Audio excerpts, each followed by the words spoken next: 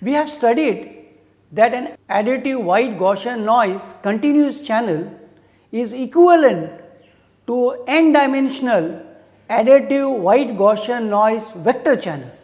So, your continuous channel of the form shown here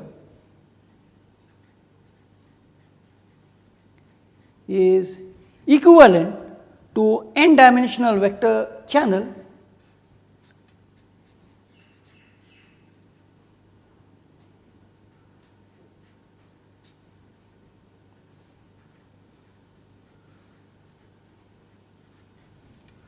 where your vector x is equal to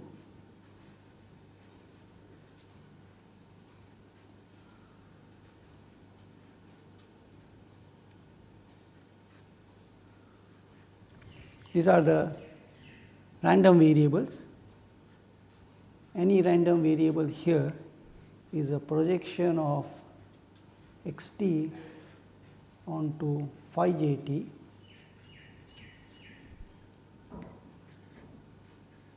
S k is S k 1, S k 2 up to S k n, where S k j is a projection of the message signal S k t over phi j t, and this is your noise vector.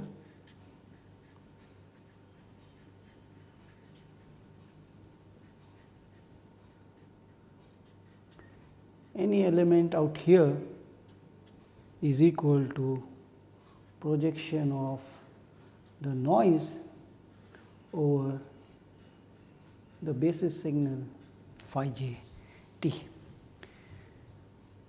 So, having done this, a problem is now considerably simplified. Now, this random vector n is represented by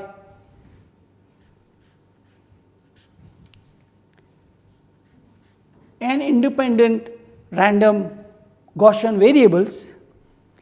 Each of this is basically with 0 mean, and the variance of this is italic n by 2, which is the power spectral density of the white Gaussian noise.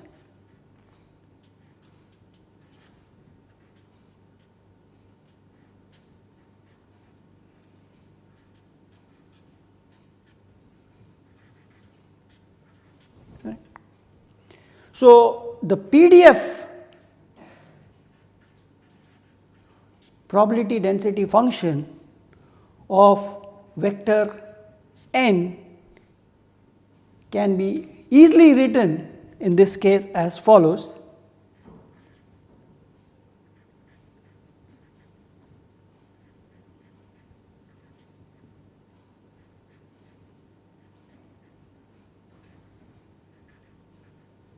This is how we write the joint probability density function for the vector, which in a simplified manner can be written as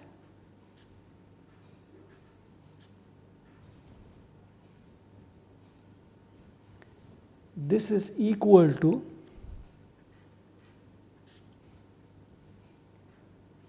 each of this random variable is a Gaussian PDF with the variance italic n by 2 e raised to minus n j squared 2 .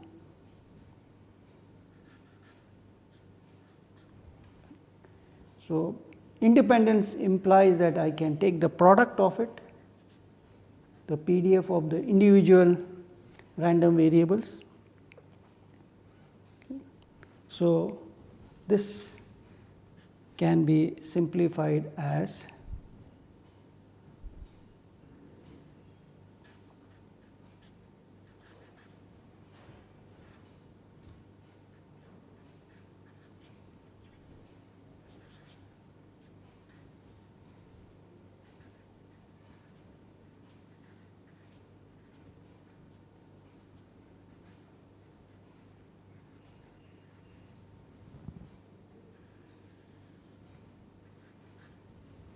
which can be rewritten as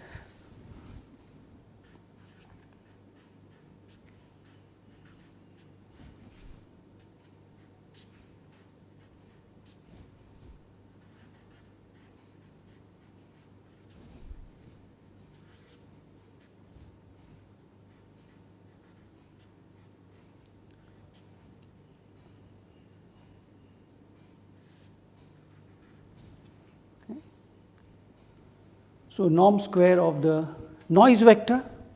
So this shows that the PDF of the noise vector depends on the norm of the noise vector,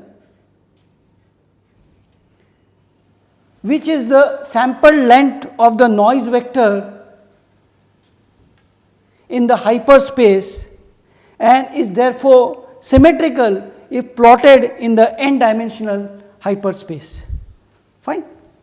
Okay. So in this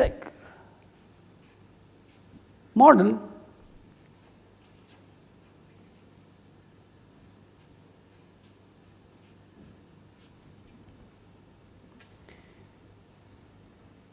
the irrelevant noise component has been filtered out, because remember this vector is basically consisting of the elements which are projection of the noise process NT onto the n-dimensional space. Okay. Now, this signal vector Sk is a fixed vector, because the waveform Skt corresponding to a message Mk is non-random, correct. So, your vector n, that is noise vector, is random. So what this implies that your vector x is also random.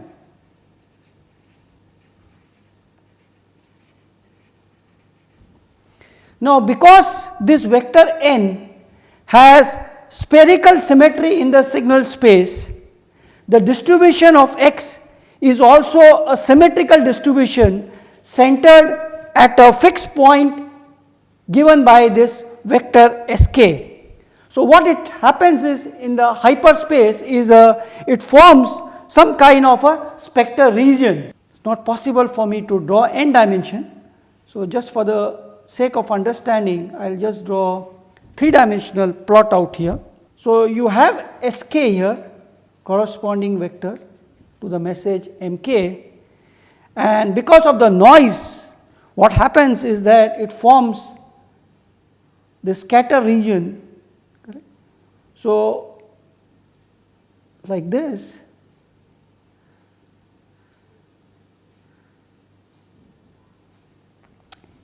So there is a point, center point here. So distribution of x, which is equal to Sk plus noise, correct, is spherical, correct, because of the spherical distribution corresponding to the noise vector. So there will be m scatter regions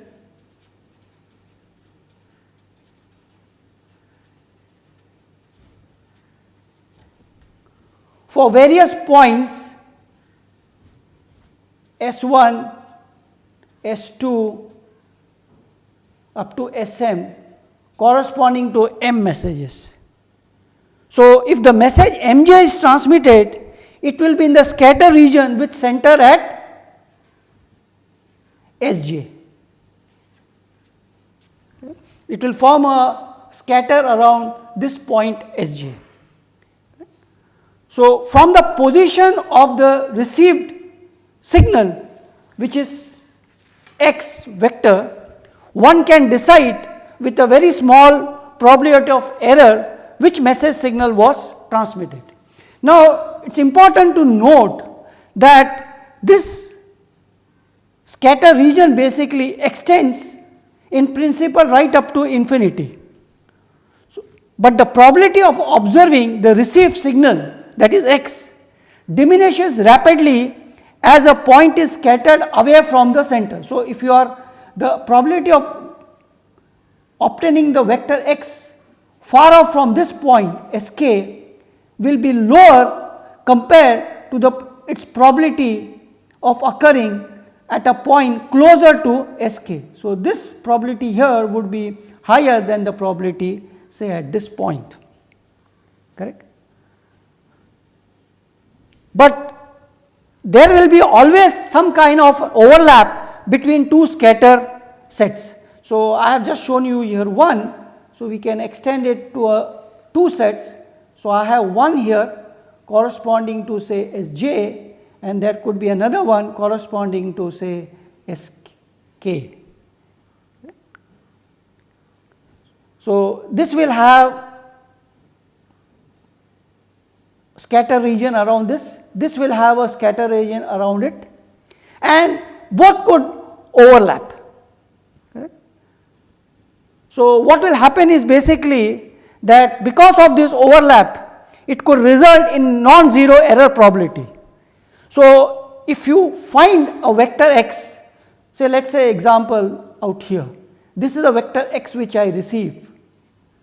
Now, this looks to be closer to Sj, but it is possible that it has been generated by some other message vector which is not Sj but could be Sk, correct. So, the probability of such a thing happening obviously would be lower from Sk compared to the probability for its happening from this scatter region Sj if Sj is transmitted, correct, fine, okay. So, the task of the optimum receiver is basically to decide from the knowledge of this received vector x which message has been transmitted. So, what this implies that the receiver must break up the signal space or divide it into m non-overlapping or disjoint decision regions, correct, and these decision regions are known as R1, R2 up to Rn. So, this corresponds to the decision region for message M1, this corresponds to decision region for message M2, and this corresponds to the decision region for message MM. Correct? So, if x falls in the region say Rk, the decision would be that the message transmitted is Mk.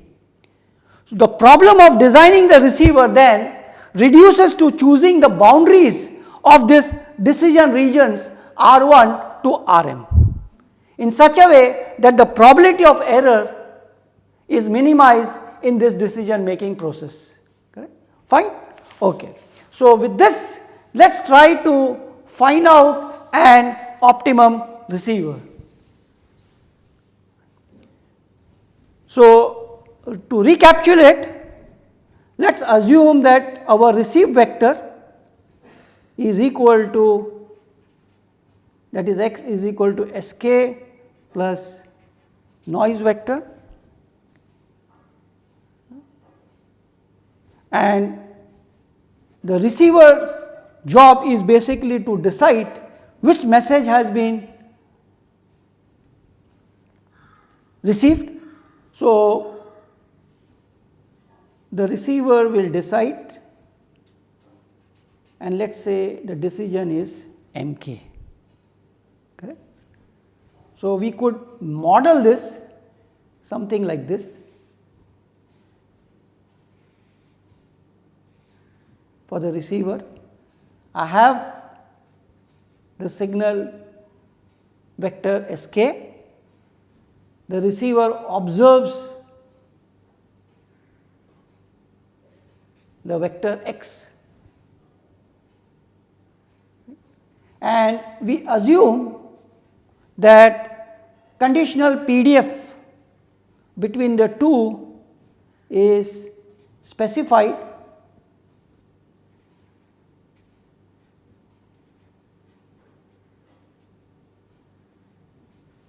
So, this is the conditional PDF of receiving vector x given you have transmitted the vector sk.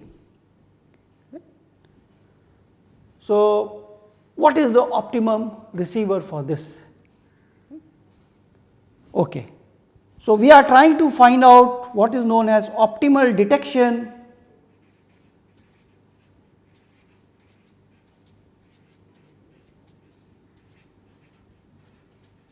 for a general vector channel.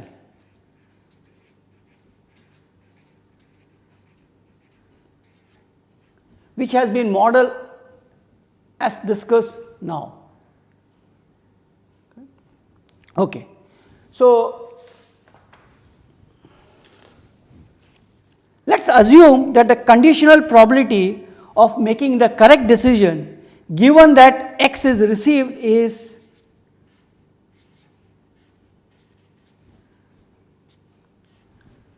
equal to this. So, this is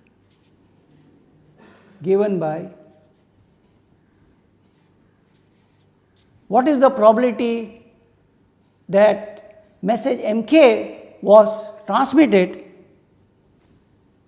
given that you have received the vector x. Remember, the receiver's decision is, this is a decision m hat is equal to mk and this is correct. So, this relationship is valid.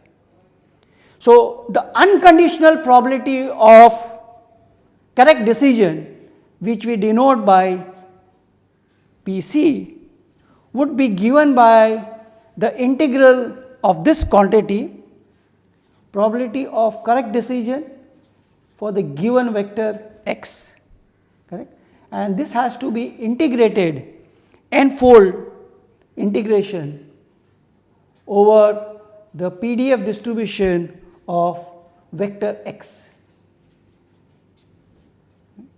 So, this basically is entire region occupied by the random vector x, correct. So, this will be n-fold integration with respect to the variables x1, x2 up to xn over the signal waveform duration. Okay, fine. Note that this PDF is always greater than or equal to 0. So, what this implies is this, that probability of correct detection is maximized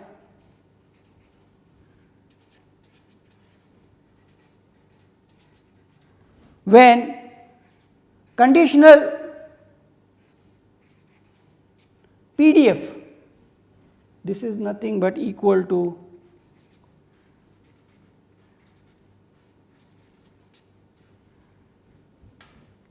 is maximized.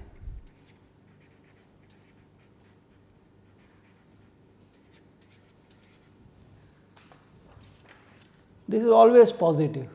So, if this has to be maximized, this quantity has to be maximized inside, correct. If this happens, the error probability is minimized. So, my problem reduces basically is probability of mk given x is to be maximized.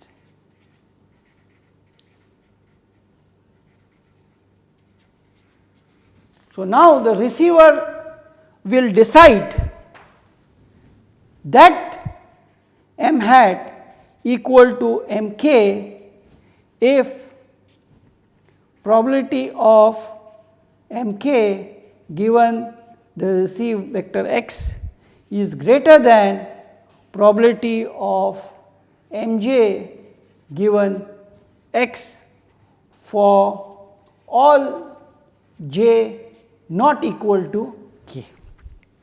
Correct. This detector is known as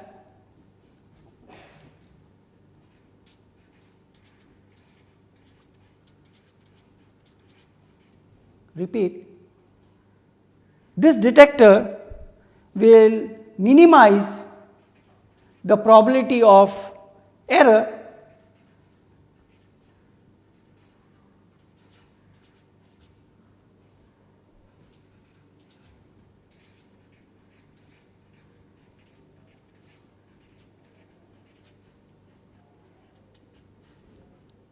is known as the maximum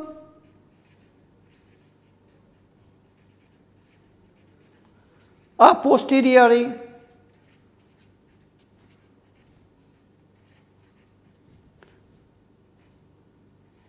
probability detector.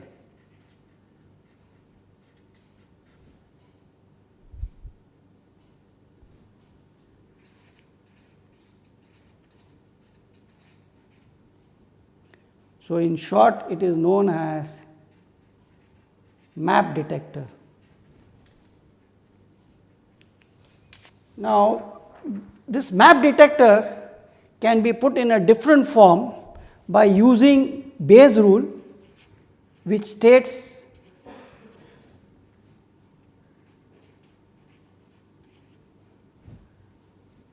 that probability of mk given vector x is equivalent to writing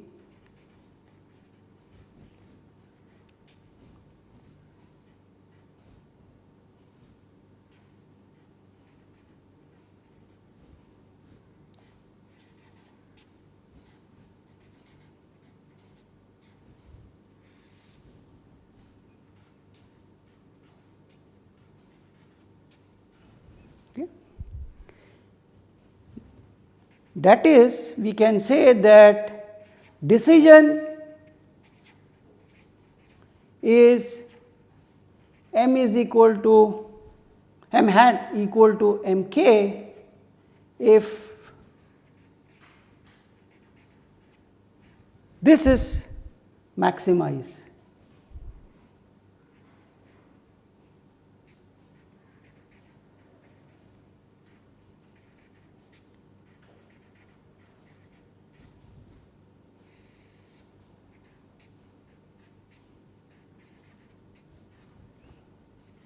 For j equal to 1 to m. So, for j equal to k, if this is maximum, then I will decide in favor of mk. So, remember that when you are evaluating this for the given x, this is common for all j. So, your map detector basically reduces to evaluating this quantity.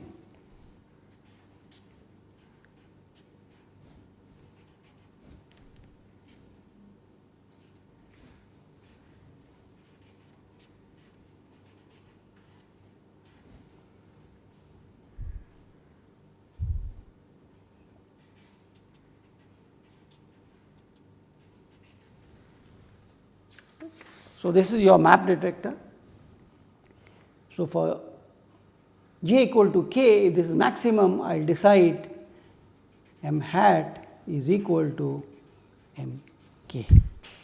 Now, when all the signals are transmitted with equal probability, then your decision gets simplified. That means, what I want to convey is that if this is equal to 1 by m for all j equal to 1 to m, then your decision is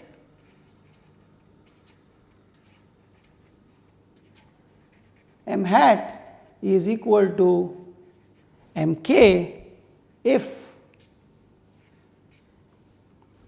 this conditional PDF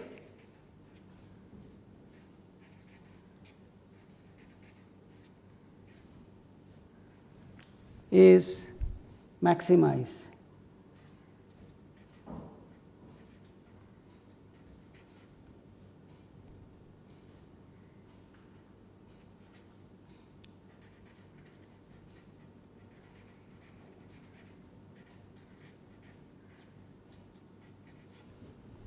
Because log function is monotonically increasing function with for positive arguments, it is convenient to work with the log of this function, correct.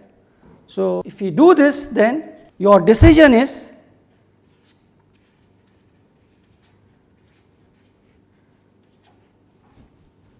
m hat is equal to mk if log of this conditional PDF is maximized for j equal to k.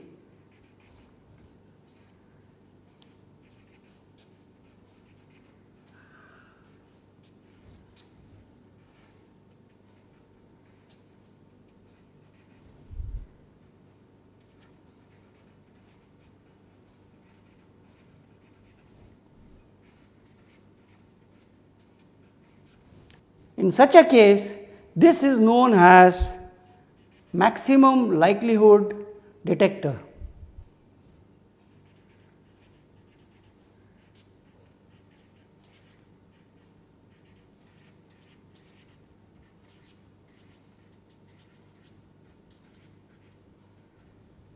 Or it is also known as ML detector.